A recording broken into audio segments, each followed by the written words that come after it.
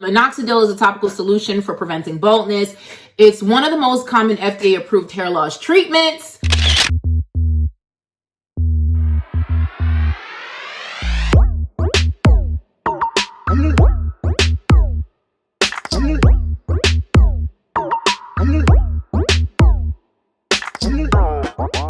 Hey baddies, it's your girl Bevy with Hairscripts. This is the channel, the platform, the end all be all. This is where you come to learn the science of hair growth and hair loss, okay? I am going to spill the tea, whatever you call it, okay? Whatever the kids are saying these days, okay? We gonna get all the information here on this channel about regrowing your hair, okay? Effectively, because I'm tired of running through Beyonce's streets, okay, internet streets, honey, and I be seeing some fallacies, some lies, okay, the lies on YouTube. And you know, we tired of this, because me personally, I done went through my own bout of hair loss. I got the whole story somewhere on this channel, but I'm not gonna give away the milk for free, okay? So subscribe, okay, because that's what you need to do, okay? If you on YouTube searching how to grow my hair back, how to regrow my hair, and how to hair growth strategies, or whatever you typing in the little search bar, if you doing that, you need to subscribe to this channel, point blank in the period, because here is where you're gonna learn everything that you need to know, the science, strategies. There's 1,000,001 different strategies. Everything don't work for everybody, but the point and the goal is to drop a strategy that will work for you, hopefully. And yeah, okay. Anyway, I did all of that. I'm sorry. I'm sorry. You're on this video right now because you want to know about Minoxidil, okay? You're hearing the term Minoxidil being flung around, okay? It's sprinkled everywhere like paprika all over your food. Does it even work? Is it for decoration? What does it do? And let's debunk all the myths. So listen, I'm not for or against anything. I'm just sharing the science, and you make your own determination. But we're going to talk about Minoxidil today, the good, the bad, and the ugly, okay? Should you or shouldn't you? That's up to you based on the information that you're going to get today. And for those of you who know me, you know, like I said, I've experienced my own hair loss, and I know how to break the science down into fun sizes, bite-sized pieces, because this is what I do. I've been in the dermatology, pharmaceutical, medical, healthcare, whatever industry for over a decade at this point. This is what I do. I read clinicals all day and I break them down, okay, for clinicians, okay? And so here I am doing it for you and making it, you know what I'm saying, bite-sized or friendly or whatever the hell we saying, okay? Hey baddies, it's your girl Bevy with Hairscripts, and I have some great news. If you are experiencing hair loss, meaning it's shedding, it's thinning, you have bald spots, it's breaking, you don't know what the problem is and you don't know how to treat it and how to fix it, do me a favor and go to hairscripts.com. Go to our website, the link is down below, and use our scalp evaluation tool where you can upload up to 6 photos of your scalp and your problem area. And one of our Hairscripts hair loss experts will get back to you, not only with the full evaluation, but a treatment plan on how you can personally regrow your hair back based on your hair growth concerns. But that's not all. You'll also get product recommendations that are going to be better for you and not for your neighbor. Okay, so personalized hair care, girl, that's where it's at. And if that's not good and that's not reason enough for you to go, it's free, okay? Don't say I didn't tell you. Bye.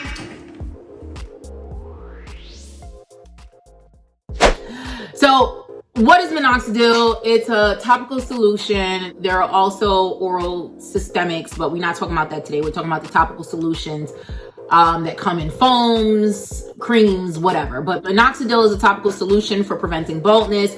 It's one of the most common FDA-approved hair loss treatments that is used and mentioned. The majority of the information that you'll find out there is for men, but it is also used for women.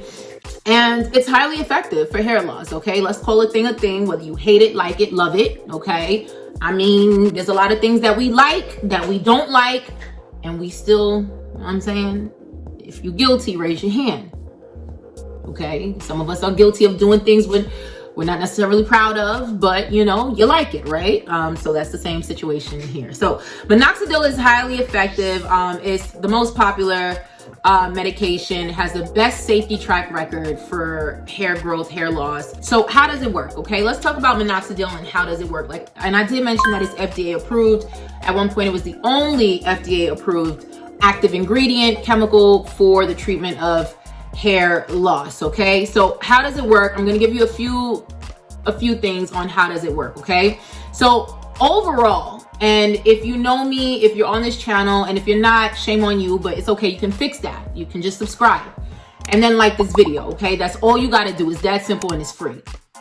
But one of the keys, okay, to activating hair growth is activating and staying in that anagen hair growth phase. So I'm going to talk about the hair growth phase of the overall hair growth cycle. Don't worry, I'm getting into that. But the key, remember that, the key to hair growth, okay, is activating and staying in that anagen phase for a longer time, okay? You want to be in anagen phase for hours and hours and hours, money long, you know what I'm saying? Really for weeks and months or whatever, however we on the anagen phase, however long of the cycle. You want to extend the life of that cycle. So the anagen phase is the hair growth cycle, okay? That is the part of the hair growth cycle where you go from barely visible hairs, right? Then you see the little peach fuzz, you see the little boop. That's the anagen, okay? The little hair buzz, the little popping out, the little, you could feel the little, yeah, that's the anagen part of the cycle. It's the hair growth cycle. Next is the Catagen phase. The Catagen phase is what I call the, you know, it's basically what happens is the hair follicles begin to shrink. It eventually is detaching from your scalp. So the Catagen phase is what I call the resting itch phase. It's the transitional phase, okay? Now you will see some information that there's 4 parts of the cycle, but this is as simple can get, okay? What's very important for you to know is there's the growth cycle, there's the resting part of the cycle, which I call the resting itch phase, is when your hair is just squat on your scalp. It ain't trying to go nowhere, it ain't moving, it ain't doing nothing. It's just transitioning into the telogen, which is the shedding, okay? The shedding is basically normal. That's what we all know. That's when you hear 100, you know, strands a day, blah, blah, blah, whatever y'all want to believe. But the telogen is basically natural. It's normal. So that is the telogen side, okay? Like I said, you'll see some information that talks about a 4th side called the Catagen phase, which is technically supposed to be the telogen, but it's a little weird and confusing because then you got 2 phases that's really resting, but resting and then transitioning. So we're just gonna keep it simple with the 3. Anagen, Catagen, telogen. They're all natural, right? But the goal of minoxidil is to speed them up, okay? So not only does that mean it's going to speed you from going from telogen, from shedding to anagen, but it's going to keep you in anagen for a longer extended period of time, okay?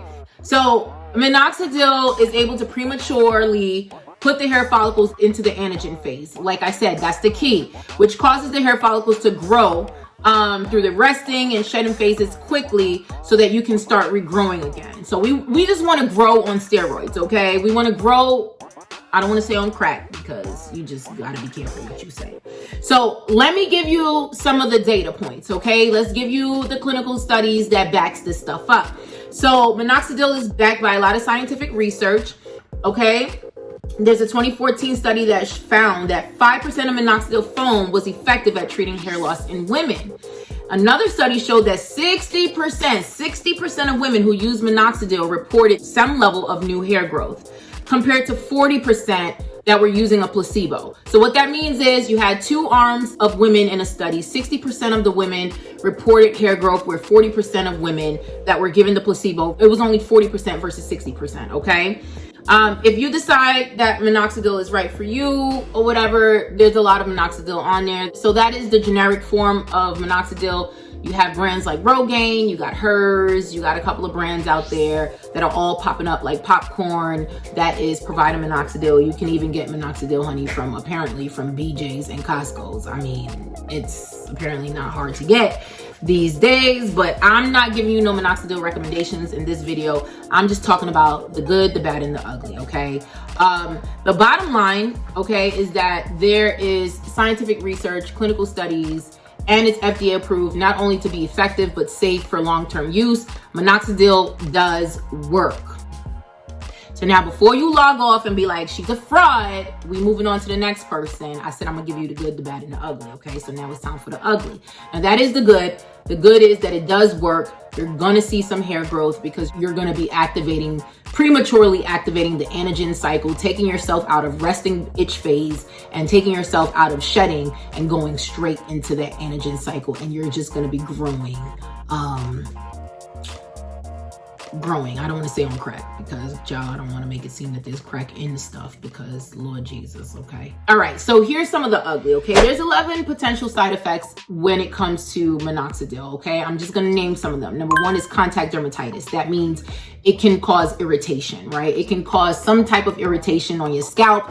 You know, everybody is different. We don't know who's gonna get irritated until it's time to apply, right? So some of you may put it on and there's no problem. Some of you may put it on and it's completely irritating your scalp. You can have a sensitive scalp and it's causing irritation. Irritation can come in the form of inflammation and in the form of itchiness, okay? Unwanted hair growth, obviously.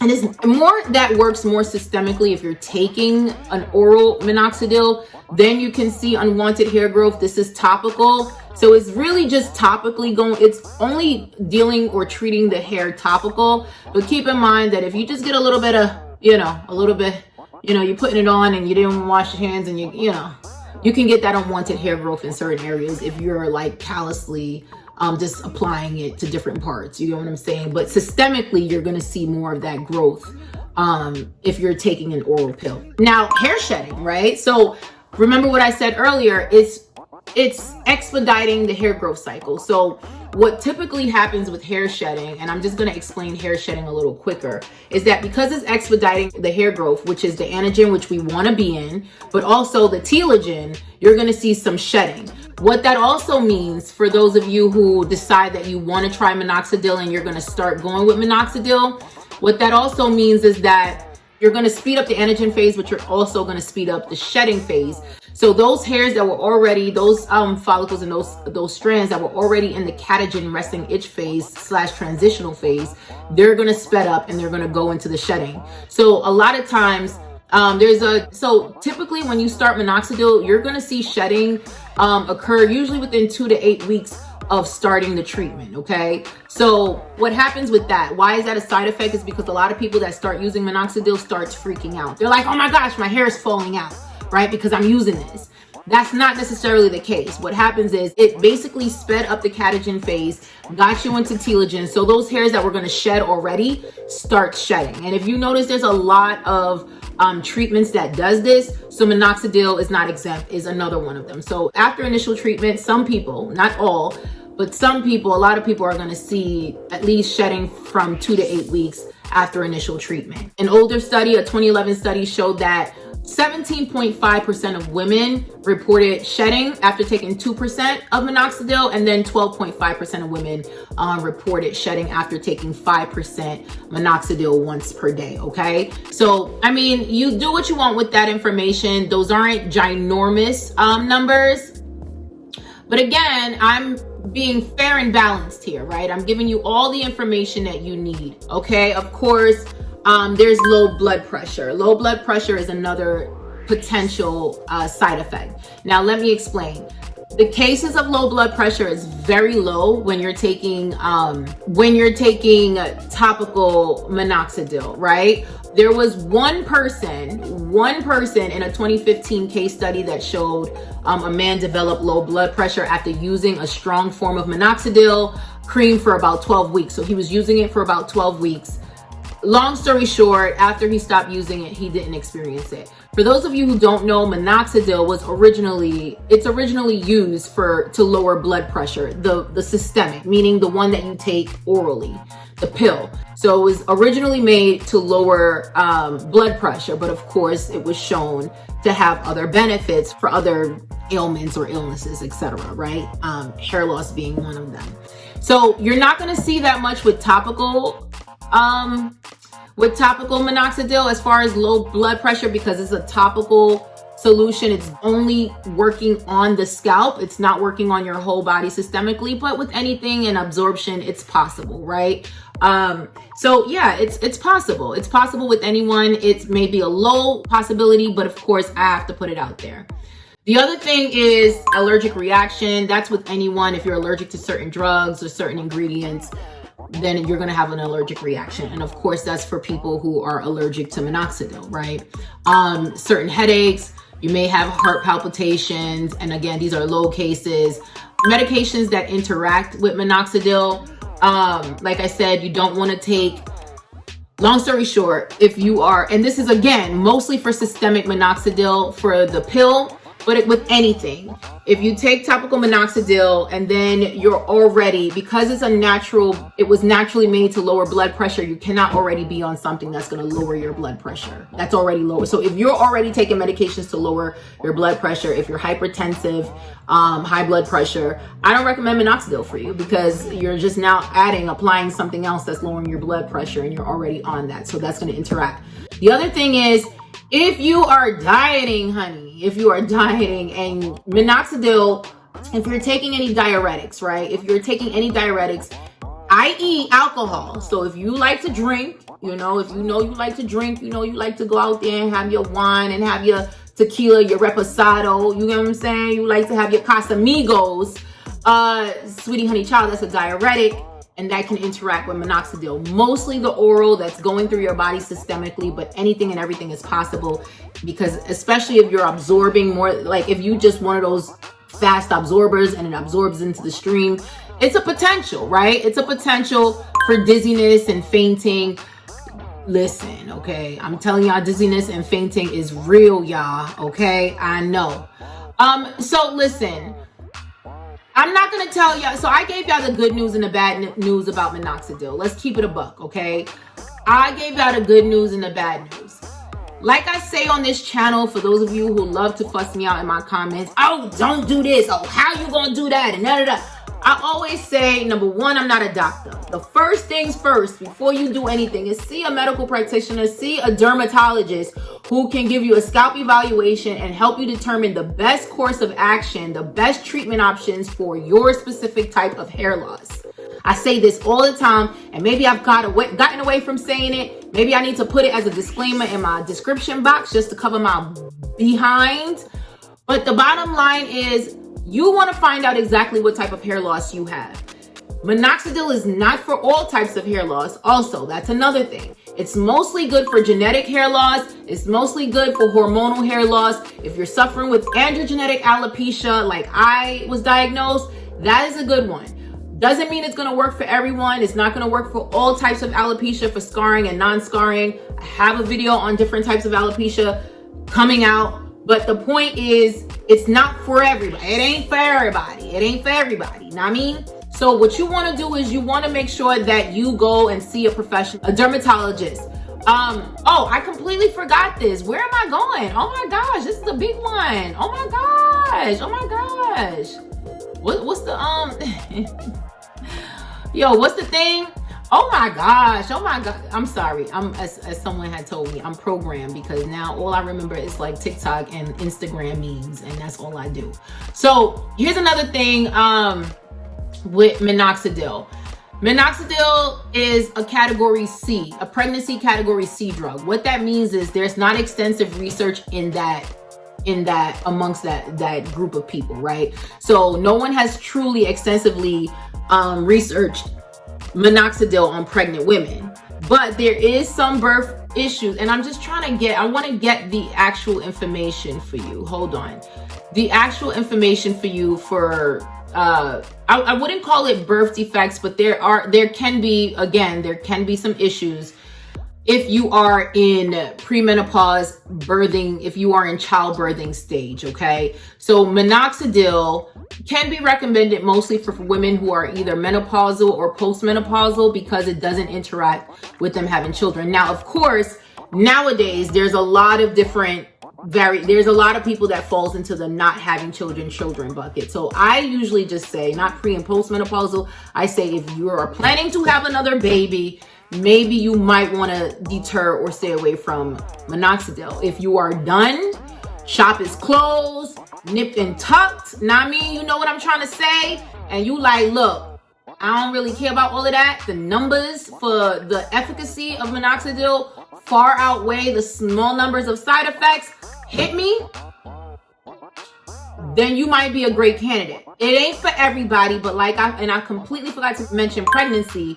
You want to keep that in mind if you're still having babies, if you're still doing what you got to do to have one, and it's a potential, and you're not on birth control and Just keep that in mind. Again, this is not a guarantee. It doesn't mean everyone who uses minoxidil, I'm trying to get the numbers for you with minoxidil and birth defects. Actually, let me see if I can get the numbers right here live and in charge.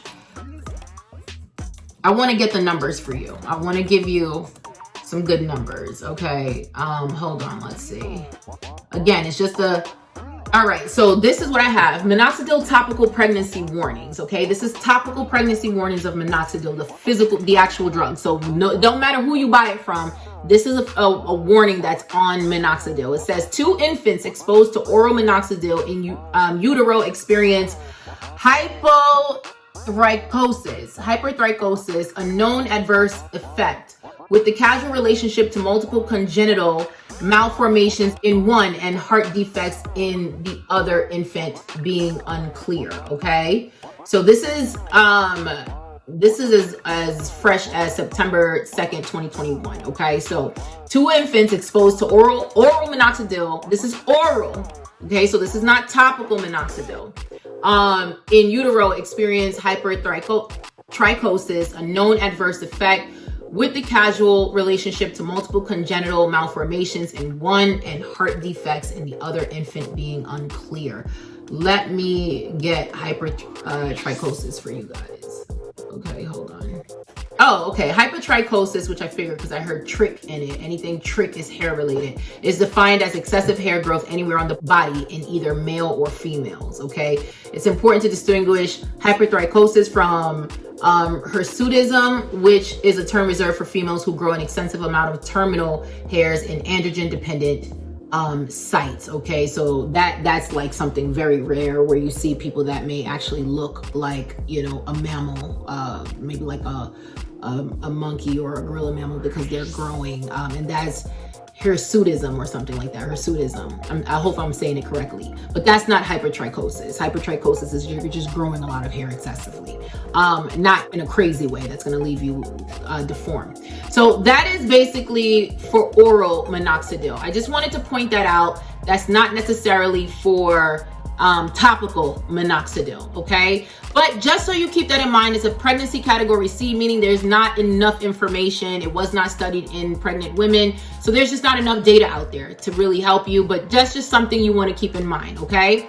So lastly, alternatives. I'm not going to tell you everything that you can do. Hold on, I forgot this. Okay, I'm going to give you alternatives, but let me say this very quickly. This is the $1 million question when it comes to minoxidil. The $1 million question that everybody asks is, if I stop using minoxidil, will all of my hair fall out? All of it, right? And this has been a back and forth discussion. If you use minoxidil, that you're going to become minoxidil dependent, meaning you're going to have to continue using it and your hair is going to completely fall out, or it's not, and whatever. And there's some truth and there's not truth to that. So let me explain. All right. So what happens if you stop using minoxidil? Basically, if you stop applying minoxidil to your scalp, you can gradually lose the hair that you've regrown as a result of the medication. Because minoxidil is a well-studied medication that is safe for long-term use, typically once you're using minoxidil, you pretty much want to always use it, right? Hear me out before y'all go crazy. But if you do, please do it in the comments and help boost my engagement. Here's the thing with minoxidil. Minoxidil, like with any hair loss treatment, is not treating the root cause of the problem, okay? If you have a root cause of hair loss, you don't know what that is until you go see not only a dermatologist, but it takes a whole familia, it takes a whole community of doctors, right? Of physicians, of specialists who's going to help you figure it out. Your GYN is going to look for any hormone imbalances, including your endocrinologist is going to look for problems. Your primary care physician is going to look to see if you have any nutrient deficiencies, if there's any deficiencies in the blood, any thyroid problems. There is a slew of tests, iron problems, ferritin problems, and God knows it goes on and on and on, autoimmune problems. There are a slew of underlying conditions. Hair loss within itself is a symptom, okay? Now, some of you may say, well, it's not that serious for me. My hair is just falling out. Anytime your hair is just falling out, there's something going on. Even if it's transient, meaning temporary, even if it's just that you just had a baby, and that was stressor on your body, and now you have transient, aka temporary hair loss, there is some reason. If you're using braids and if you're putting a whole bunch of chemicals in your hair, if you're doing a lot of stuff to manipulate your hair, it can cause traction alopecia. It can cause some type of hair loss. It can cause, even if it's temporary. So the bottom line is you want to get to the bottom of what is causing your hair loss, okay? So even if minoxidil is able to work, right, in spite of your underlying condition, you're going to have to be dependent on that minoxidil, because if the minoxidil is working in spite of your condition and you don't treat the condition, the underlying condition, then yeah, right? If you stop using it, everything is going to gradually fall out that the minoxidil has caused to grow, because you still have that underlying condition. But if you treat the underlying condition and let's say you start using minoxidil, you may not even have to be minoxidil dependent, because the pathway that was causing the hair loss, you addressed. And now you can go progressively on your own. Will you see some shedding though? Yes, because the minoxidil is like keeping your anagen phase on crack, right? So to speak, on steroids. So you're still gonna shed, but you're not gonna lose all your hair, okay? So yes, the answer is if you stop using minoxidil, yes, you will shed. Will you lose all your hair? Maybe, maybe not. It depends on you. It depends on your lifestyle. If you've improved your lifestyle, if you improve your nutrition intake, if you improve the habits that was causing hair loss in the first place, and also if you address the underlying condition. And yes, it may completely fall out if you don't do those things. So that's the answer. Like I said, yes, it's FDA approved, and there's enough studies that shows that it's good for long-term use. But my advice is, just know that if you decide to use minoxidil, it might be something that you're gonna have to use for a longer extended period of time if you love your results and you want to keep most of your results. But my advice, if you take minoxidil, is actually treat the problem, sis. Change your habits, your lifestyle, and do the things that needs to be done.